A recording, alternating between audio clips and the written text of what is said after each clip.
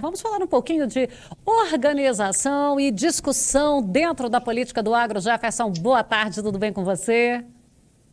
Boa tarde, Fabélia. Boa tarde a todos os nossos telespectadores do Sucesso no Campo. Jefferson, a gente está caminhando aí para um ano de eleições. O produtor rural ele está ficando cada vez mais ativo quando se trata de política. É necessário que ele esteja mesmo antenado a ver quem é que pode representá-lo aí nas suas bases, nas suas regiões? Com alguns problemas que tivemos no passado, o Fundo Rural é um caso emblemático disso, né? É uma necessidade de fato, Fabélia. Eu acho que isso os produtores já descobriram por conta do episódio do Fundo Rural, da taxação das exportações do agro, da questão do marco temporal. Nós precisamos de representantes das bases produtoras no parlamento.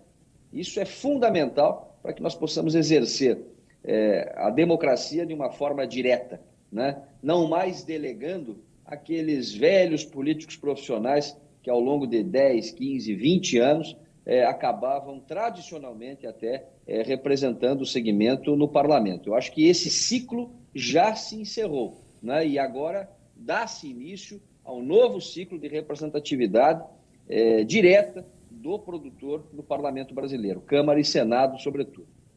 Quando você fala ali de Câmara e Senado, o produtor não pode esquecer nunca do histórico dessas pessoas, né? Porque eu tenho ali, de repente, um propenso, um pré-candidato, e que ele tem um histórico que não condiz com aquelas demandas do agro.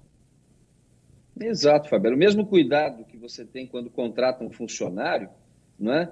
Ao buscar os seus antecedentes, a sua folha corrida, A as sua suas referência? referências, né? Você tem que tomar quando elege um cidadão para te representar. A eleição, como o próprio nome já diz, é um mandato. O mandato você outorga, você passa uma procuração. Aquele sujeito vai te representar por 4 anos.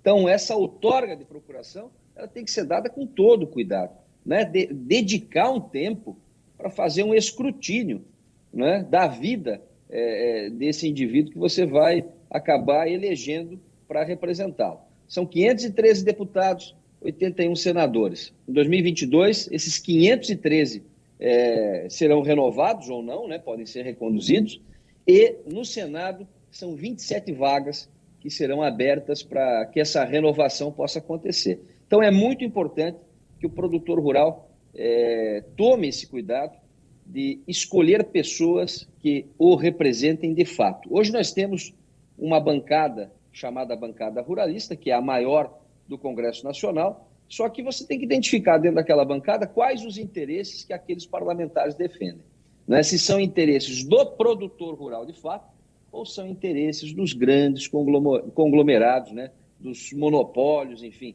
O agronegócio é muito grande, né? Mas o agricultor, o pecuarista, o produtor é um segmento diferenciado. O setor primário tem que ser bem representado na Câmara e no Senado e, infelizmente, hoje essa representação é muito pífia perto da força do segmento. Força em números, Fabélia, porque somos 5 milhões de famílias, empregamos diretamente 20 milhões de pessoas, representamos 1/3 do PIB, né? O que se produz só da porteira para dentro chegou à casa de R$ 1 trilhão em 2020. Então, esta força econômica, esta força que mantém o país, ela tem que ser representada. Nós não podemos admitir que em 2022 nós não tenhamos uma bancada de fato de produtores rurais ou de pessoas que os produtores rurais deleguem essa tarefa lá no Congresso Nacional. Acho que o grande objetivo de toda a mobilização de conscientização do segmento é justamente essa. Não se faz alterações da vida pública sem mandato. E esse é o fato, Fabélia. Apesar do ativismo, apesar das bandeiras defendidas, apesar dos temas que nós enfrentamos diariamente, não se muda uma vírgula sem mandato, sem a caneta na mão. E é o poder legislativo, na atual circunstância hoje, que tem esse poder. Poder, por exemplo, de estabelecer uma segurança jurídica com relação ao marco temporal. Poder, por exemplo, para endurecer as penas do crime de invasão de terra, do esbulho possessório, poder para simplificar o manicômio tributário em que vive o segmento, sendo cobrado de forma cumulada tributos tanto nos insumos quanto nos produtos que comercializamos. É uma série de questões que tem que ser realmente acompanhadas de perto por pessoas, evidentemente, qualificadas. Também não adianta você eleger um sujeito lá, um camarada, que não tenha o mínimo de conhecimento do processo legislativo, porque aí vai acabar sendo manipulado por aqueles que conhecem o regimento, por aqueles que detêm o conhecimento das normas. Então, a qualidade também do parlamentar é importante. Muitas vezes pode ser um parlamentar bem intencionado, só que incipiente, ignorante nos termos do dia a dia do processo legislativo e acaba sendo engolido aí pelo sistema. E quando eu falo isso, a gente acompanha, Fabélia, por exemplo, votações importantes em que a pessoa vai lá orientada ou pelo partido ou pelo líder da bancada e muitas vezes não sabe nem o que está votando. Então, eu acho que nós chegamos já nesse nível, Fabélia. A gente tem condições hoje, no Brasil, de ter pelo menos um deputado federal eleito por cada estado produtor dessa nação. E Senado também. A gente tem condição do grupo, do segmento, do agro, fazer aí 4, 5, 6 senadores ligados diretamente às bases produtoras. Não ao agronegócio, mas ao negócio de produzir e trabalhar a terra, né? Diretamente ao setor primário. E esse é um objetivo que em 22 nós faremos, se Deus quiser, acontecer.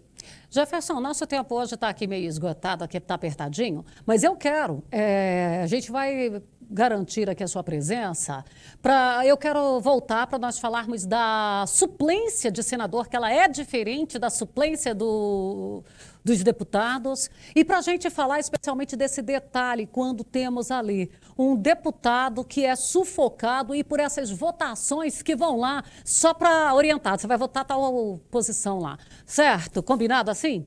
Exato.